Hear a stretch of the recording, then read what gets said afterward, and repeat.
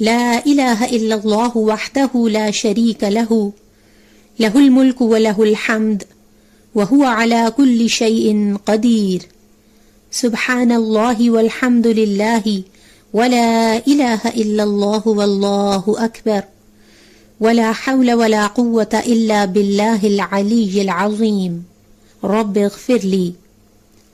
اللہ کے علاوہ کوئی معبود نہیں، وہ اکیلا ہے، اس کا کوئی شریک نہیں، اسی کی بادشاہت ہے اور اسی کے لیے ہی ہر قسم کی تعریف ہے۔ وہ ہر چیز پر کامل قدرت رکھتا ہے۔ اللہ پاک ہے اور سب تعریف اللہ ہی کے لیے ہے۔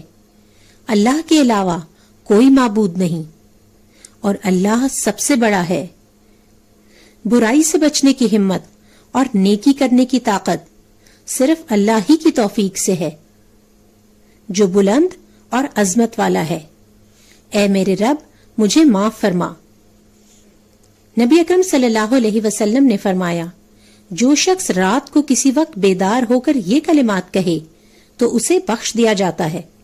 اگر کوئی دعا کرے تو وہ قبول ہوتی ہے، پھر اگر وضو کر کے نماز پڑھے تو اس کی نماز قبول ہوتی ہے۔ یہ بخاری کی روایت ہے۔